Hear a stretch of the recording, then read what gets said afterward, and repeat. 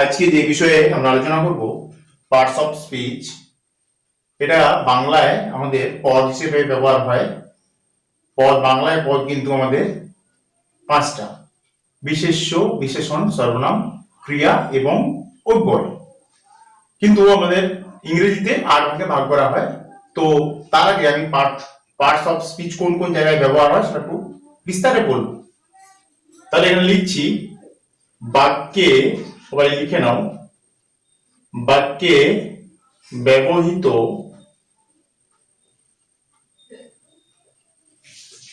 প্রায়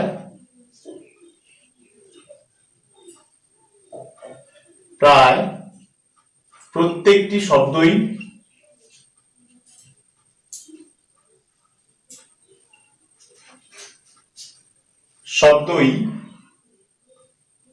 parts of speech.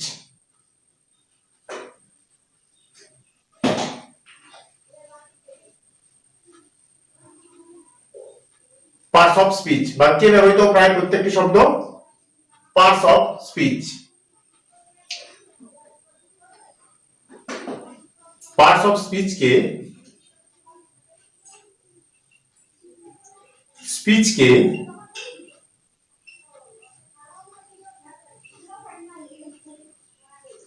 8 ভাগে ভাগ করা হয়।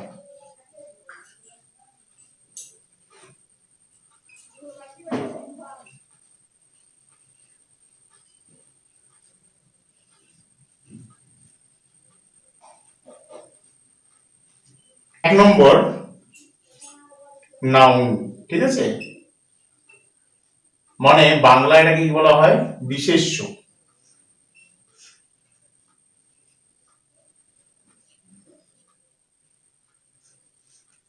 দু নম্বর প্রোনাউন,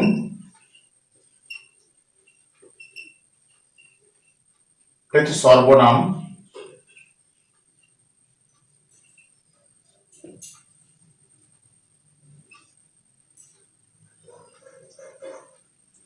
তিন নম্বর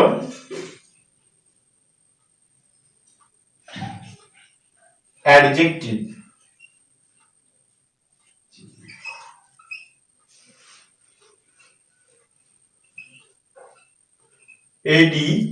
ADJECTIVE, অ্যাডজেক্টিভ।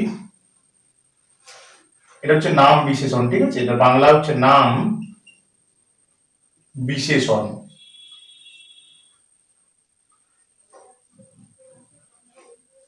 নাম বিশেষণ, ঠিক আছে।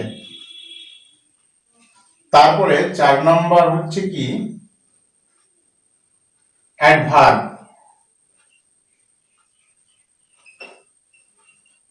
অ্যাডভার্ব বিশেষণ, ক্রিয়া বিশেষণ, ঠিক আছে।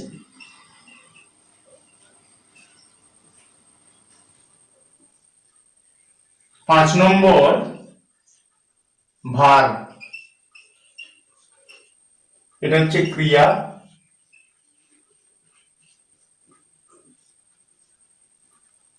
6 নম্বর প্রিপোজিশন।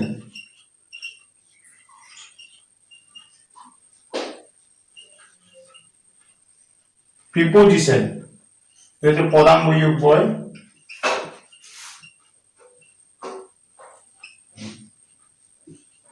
অব্যয়।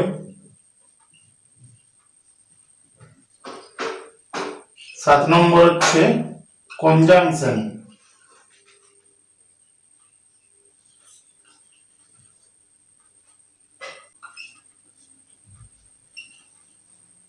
কনজাংশন সংযোজক অব্যয়।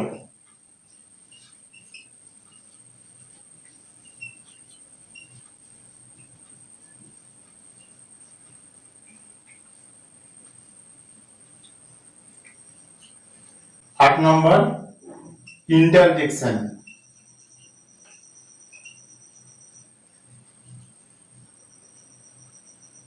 ইন্টারজেকশন আবেগ সূচক অব্যয়।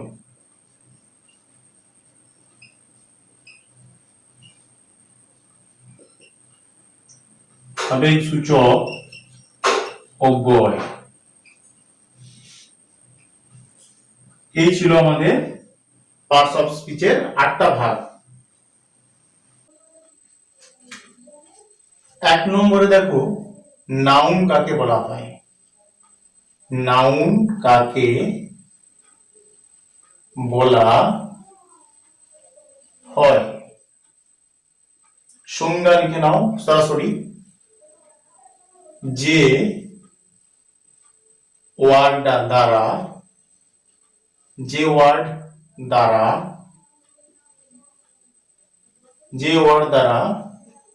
কোনো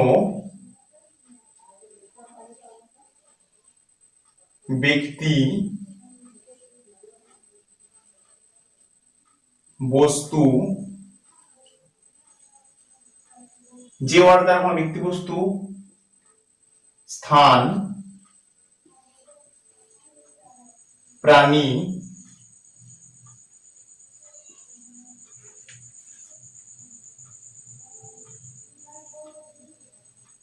ঘটনা,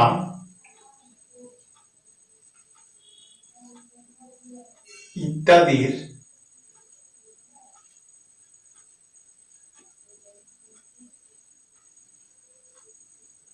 নাম বোঝায়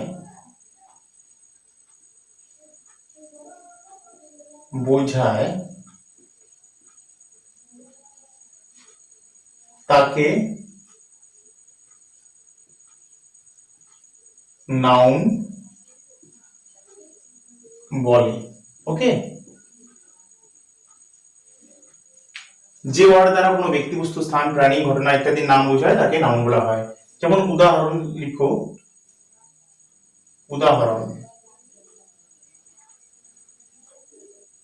উদাহরণে কি লিখবো?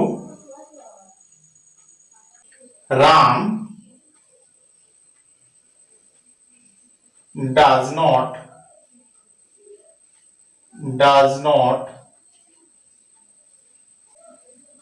like to go school। ঠিক আছে, এখানে দেখো Ram does not like to go school, এখানে রাম স্কুল যেতে পছন্দ করছে না, ঠিক আছে, বা করে না, পছন্দ করে না। তাহলে এখানে আমরা কি এটা নাউন পাচ্ছি, এটা রামটা হচ্ছে এখানে নাউন। ঠিক আছে, এটা ছিল আমাদের 1 নম্বর উদাহরণ। এবার 2 নম্বর উদাহরণ যেটা লিখবো, ডায়মন্ড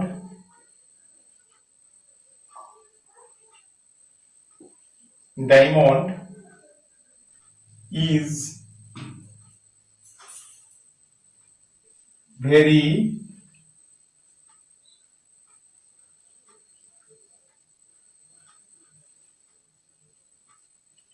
valuable।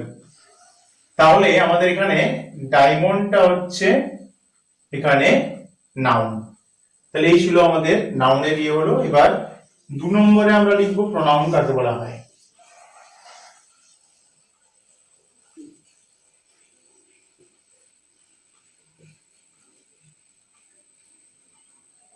বলে 2 নম্বর লিখবো প্রোনাউন কাকে বলা হয়।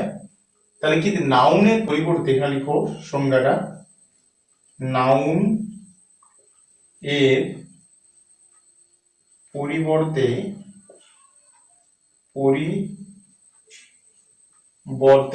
নাউনের পরিবর্তে যে ওয়ার্ড বসে তাকে প্রোনাউন বলে। ঠিক আছে, প্রোনাউনটা কি বললাম, নাউনের পরিবর্তে যে ওয়ার্ড বসে তাকে প্রোনাউন বলা হয়। তো উদাহরণ দেখো, নাউন থেকে আমরা নেব, নাউনের একটা এ লিখবো। যেমন ধরো Ram is a good boy. ঠিক আছে, Ram is a good boy. তারপরে এখানে কি লিখছি, he goes to school every day. Okay, goes to school every day. দেখো এখানে আমরা কি দেখছি, প্রথমে নাউনটা ব্যবহার করছি Ram is very good boy, তারপরে নাউনের পরিবর্তন হিসেবে কি নিচ্ছি, হিটা নিচ্ছি। তাহলে এই যে নাউনের পরিবর্তে যেটা বসছে এটা হচ্ছে প্রোনাউন। ঠিক আছে, এই ছিল আমাদের উদাহরণ। তাহলে প্রোনাউনের উদাহরণ তো হয়ে গেল। এইবারে আমরা চলে যাব অ্যাডজেক্টিভে চলে যাব। এখানে দেখো অ্যাডজেক্টিভ কাকে বলে লিখো।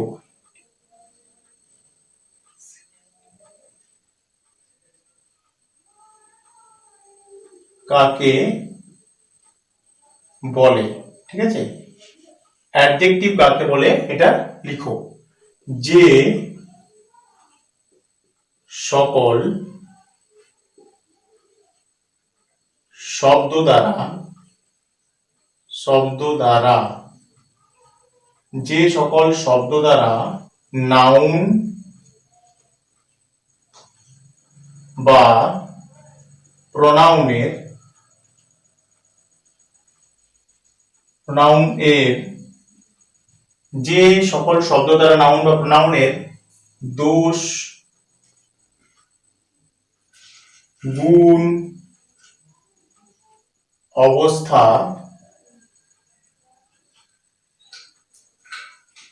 পরিমাণ,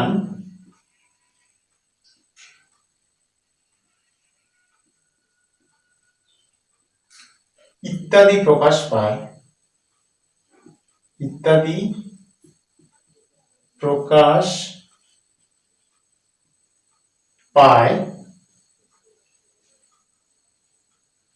তাকে অ্যাডজেক্টিভ বলে।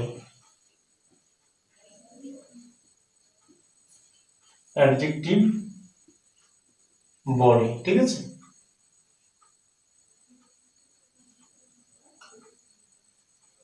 তাকে অ্যাডজেক্টিভ বলে। এইটা বড় হাতে করে দিলাম, ঠিক আছে, অ্যাডজেক্টিভ বলে। 1 নম্বর উদাহরণটা দেখো, Ram is a good boy. ঠিক আছে, রাম ইজ এ গুড বয়। এখানে দেখো, এখানে কি রাম খুব ভালো ছেলে। এই যে ভালোটা, এটা আমরা কি প্রিয় হচ্ছে, দেখো সংজ্ঞার মধ্যে লেখা গেছে যার দ্বারা দোষ অথবা গুণ অথবা অবস্থা, পরিমাণ ইত্যাদি প্রকাশ পায়। মানে রামের এখানে আমরা কি প্রকাশ পাচ্ছে, খুব ভালো ছেলে, মানে গুণ প্রকাশ পাচ্ছে। মানে এটা এই গুডটা হচ্ছে আমার অ্যাডজেক্টিভ। ঠিক আছে, এই গুণটা হচ্ছে অ্যাডজেক্টিভ অর্থাৎ গুড। ঠিক আছে, এই যে গুড মানে ভালো, তাহলে ভালোটা ভালো গুণ, তাহলে এটা হচ্ছে আমাদের অ্যাডজেক্টিভ। 2 নম্বর একটা উদাহরণ লিখো, হি হ্যাজ 3 পেন্স। ঠিক আছে, হি হ্যাজ 3 পেন্স, তাহলে এখানে সংখ্যা বোঝাচ্ছে, মানে তার আছে 3টি কলম, তাহলে সংখ্যা বোঝাচ্ছে। তো 3টা, এই যে 3, এটা হচ্ছে অ্যাডজেক্টিভ। ওকে, এই যে দেখো এখানে সংখ্যা বোঝাচ্ছে, এই জন্য এটা অ্যাডজেক্টিভ। মানে তার, মানে কি হচ্ছে 3 পেন্স, মানে তার আছে ওই 3টে যে কলম আছে, ওটা হচ্ছে অ্যাডজেক্টিভ। এবার আমরা ভার্ব কাকে বলে সেটা জানবো। ভার্ব কাকে বলে, ঠিক আছে, এখানে লিখো, সংজ্ঞাতে লিখো, যার দ্বারা কোনো কাজ করা বোঝায়, বা হওয়া বোঝায়, কোনো কিছু হওয়া বোঝায়, যার দ্বারা কোনো কাজ করা বা হওয়া বোঝায়, তাকে ভার্ব বলে। ওকে, এটা হচ্ছে আমাদের সংজ্ঞা। এই সংজ্ঞাটা কিন্তু খুবই গুরুত্বপূর্ণ, লিখে নেবে। উদাহরণ কি হবে,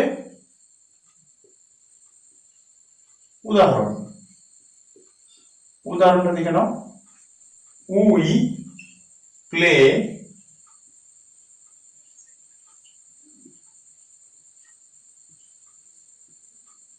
ক্রিকেট। আমরা ক্রিকেট খেলি। তাহলে এখানে কি খেলাটা হচ্ছে, একটা কাজ করা হয়েছে, তাহলে প্লেটা হচ্ছে আমার এখানে ভার্ব। ঠিক আছে, এটা 1 নম্বর। আরেকটা লিখে নাও, 2 নম্বর যেটা, হি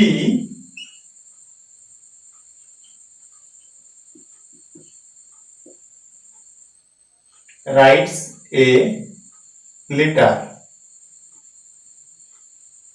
হি রাইটস এ লেটার, ঠিক আছে, সে একটা চিঠি লিখছে। তাহলে এখানে রাইটস মানে লেখাটা হচ্ছে, এখানে যেহেতু কাজ করা বোঝাচ্ছে লিখছে, তাহলে এটা হচ্ছে আমাদের এখানে ভার্ব। ওকে, এটা হচ্ছে আমাদের ভার্ব। অ্যাডভার্ব কাকে বলে? অ্যাডভার্ব কাকে বলে? যে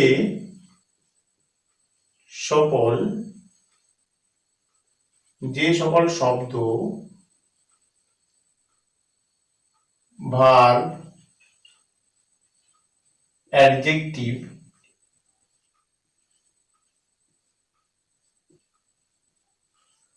বা যে শব্দ ভার্ব, অ্যাডজেক্টিভ বা অন্য কোনো অ্যাডভার্বকে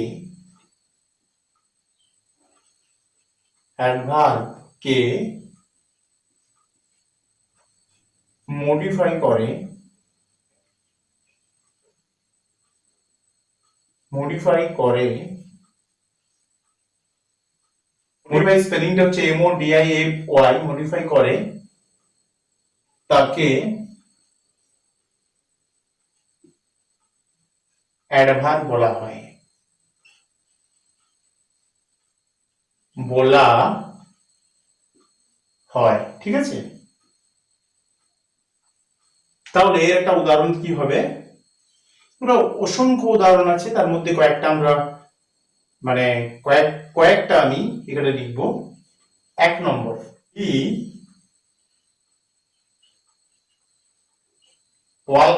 ওয়ার্কস স্লোলি। ঠিক আছে, এই যে স্লোলিটা, দেখো সে হাঁটছে আস্তে আস্তে করে। এই যে আস্তে আস্তে করে হাঁটা, এই যে আস্তে, এটাকে মডিফাই করছে, তাই তো? তাহলে এই যে স্লোলিটা হচ্ছে আমার অ্যাডভার্ব। ওকে, 2 নম্বর একটা উদাহরণ দেখো, হি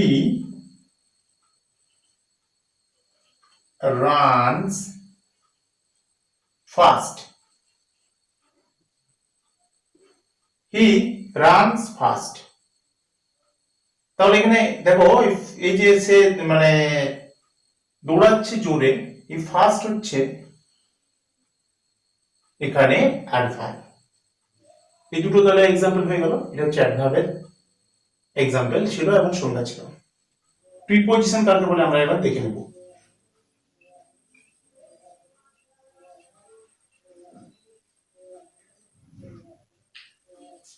প্রিপজিশন কাকে বলে? ঠিক আছে, তাহলে প্রিপজিশন কাকে বলা হয়? আমরা তো বাংলা প্রথমেই বলে দিয়েছি। প্রিপজিশন বাংলা হচ্ছে পদাঙ্গ অব্যয়, যেটা আমরা লিখব বাংলায়। এবার আমরা লিখব প্রি মানে প্রি কথার অর্থ বাংলায় পূর্বে।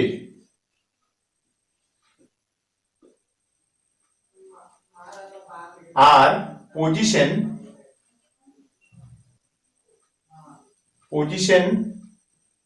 কথার অর্থ অবস্থান।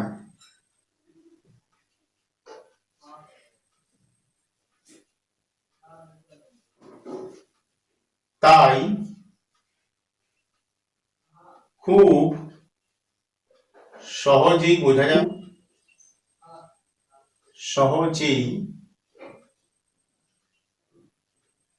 বোঝা যায় যে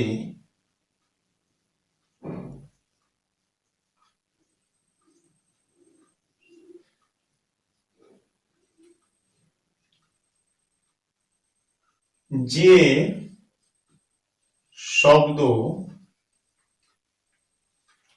নাউন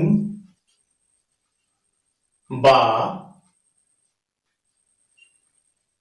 প্রোনাউনের এর আগে বসে বাক্যের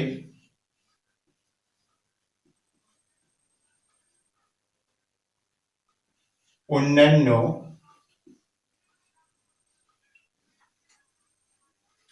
অংশের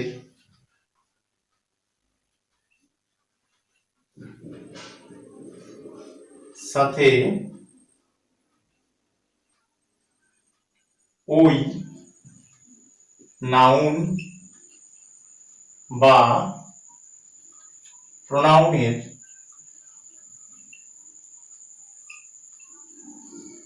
এর সম্পর্ক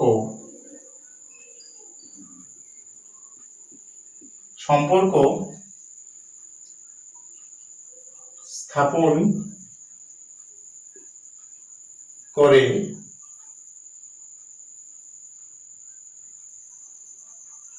তাকে প্রিপোজিশন বলা হয়।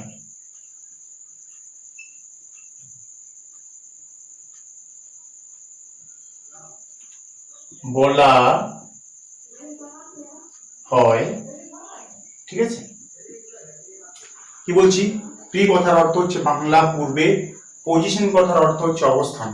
তাই খুব সহজেই বোঝা যায় যে শব্দ নাউন বা প্রোনাউনের আগে বসে বাক্যের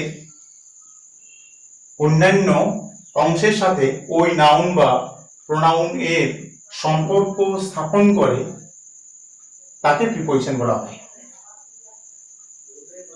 এক্সাম্পল হচ্ছে একটা 1 নম্বর, দা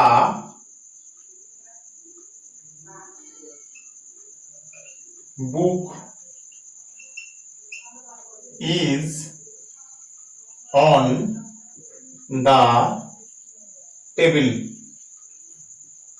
এখানের মধ্যে অন হচ্ছে প্রিপোজিশন। ওকে, এই যে অন হচ্ছে প্রিপোজিশন। ওকে, এই অনটাই জন্য আমি একটু গোল সার্কেল করে দিলাম। 2 নম্বর হচ্ছে I live in Kolkata.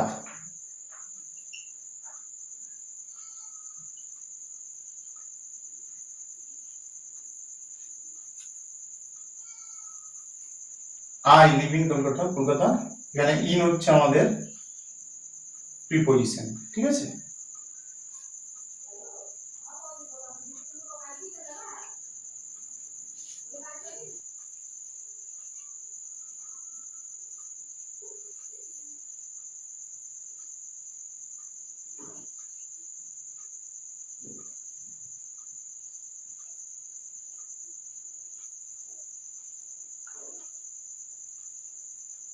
Conjunction কাকে বলে? এটা কাকে বলে আমরা প্রথমে সংজ্ঞাটা দেখে নেব। যে ওয়ার্ড একাধিক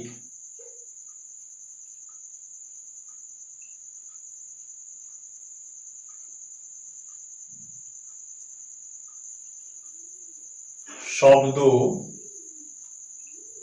বাক্য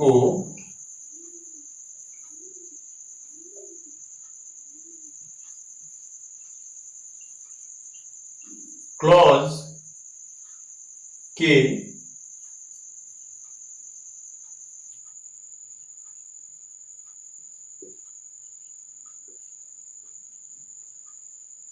সংযুক্ত করে তাকে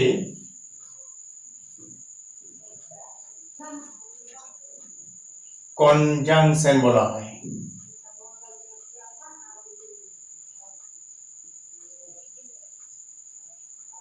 বলে, ঠিক আছে, এটা হচ্ছিল আমাদের সংজ্ঞা। ঠিক আছে, এবার এক্সাম্পলে চলে যাব। এক্সাম্পল, এইবার আমরা এক্সাম্পলে চলে যাব।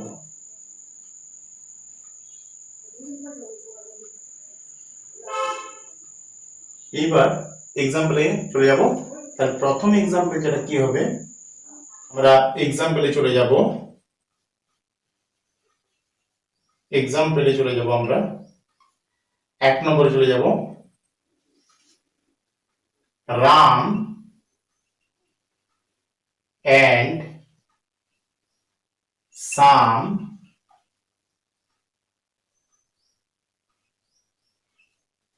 are good friends। ঠিক আছে, তাহলে এই যে Ram and Sam are good friends, এই এন্ডটা, এন্ড এ আমাদের দুটো শব্দকে যুক্ত করছে। যেমন ধরো রাম এবং শ্যাম হচ্ছে তারা দুজন বন্ধু, তাহলে এই যে এন্ড এটা হচ্ছে কনজাংশন। ঠিক আছে, দুটো শব্দকে এন্ড দ্বারাই সংযুক্ত করা হচ্ছে। 2 নম্বর এক্সাম্পলে চলে যাব এবার। Akash, Akash is a boy but Mou is a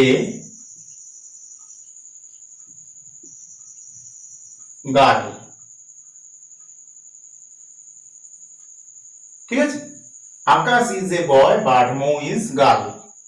তাহলে এই যে বাটটা হচ্ছে আমাদের এখানে কনজাংশন, কারণ এই দুটো শব্দকে আকাশ এন্ড মৌকে সংযুক্ত করছে এই কনজাংশন। ওকে, তাহলে এই ছিল আমাদের কনজাংশনের সংজ্ঞা এবং উদাহরণ।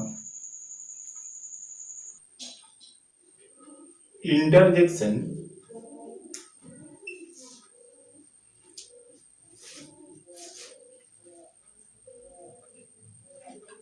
কাকে বলে? ইন্টারজেকশন কাকে বলে? যে বাক্যে মনের আবেগ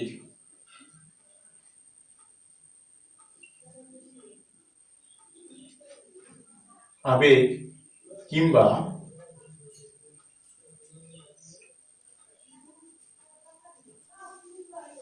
অনুভূতি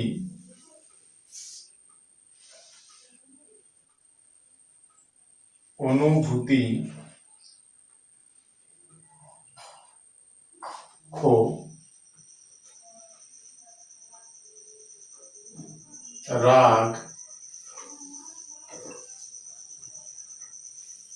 ইত্যাদি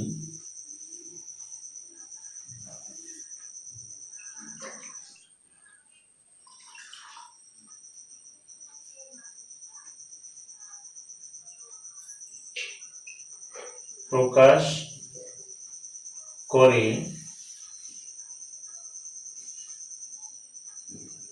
তাকে ইন্টারজেকশন বলে। Interjection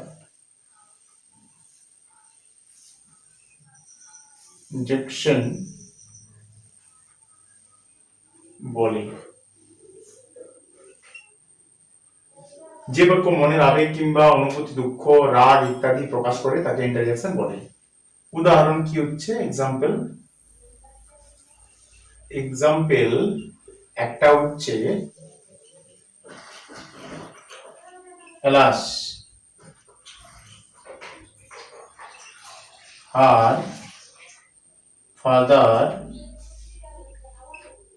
is dead। তাহলে দেখো এখানের মধ্যে দিয়ে এলাস মানে এটা দুঃখ প্রকাশ, মানে দুঃখ প্রকাশ করা হচ্ছে। তাহলে এটা হচ্ছে 1 নম্বর। তাহলে alas her father is dead, এটা দুঃখ প্রকাশ করা হচ্ছে। এই যে আবেগ বা দুঃখ প্রকাশ করার যে চিহ্ন, এইটা হচ্ছে আমাদের ইন্টারজেকশন। ঠিক আছে, যেমন ধরো 2 নম্বর,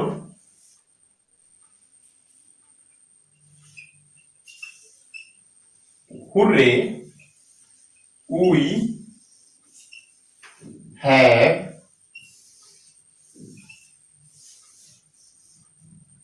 ওন দা গেম। ঠিক আছে, we have won the game. এই যে হুররেটা, এটা আমরা খুশি প্রকাশ করছি, এটা হচ্ছে ইন্টারজেকশন। ওকে, তাহলে এই ছিল আমাদের পার্টস অফ স্পিচের ফাইনাল সংজ্ঞা এবং উদাহরণ ছিল। ঠিক আছে, আশা করছি তোমরা বুঝতে পেরেছো।